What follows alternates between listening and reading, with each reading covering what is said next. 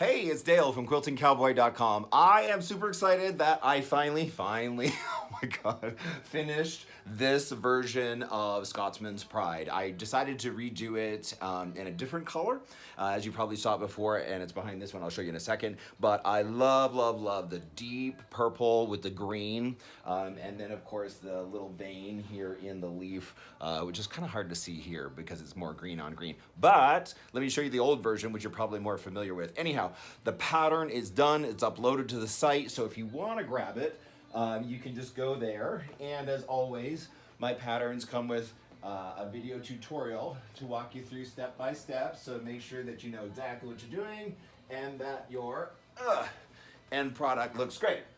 So, what do you think?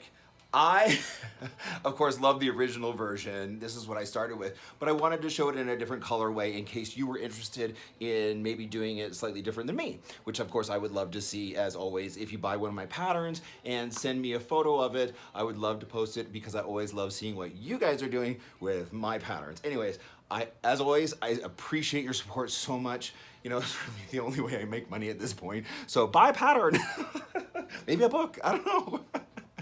But anyways, I just wanted to let you know it is available. It's uploaded on the website now. Just go to quiltingcowboy.com, hit the shop tab, and then once you buy it, it gets emailed to you automatically, and all the links are embedded in the PDF. You can print it off at home and hit the link. It'll take you right to YouTube, and it'll walk you through step by step. So can't wait to see what you do with it. All right, talk to you soon.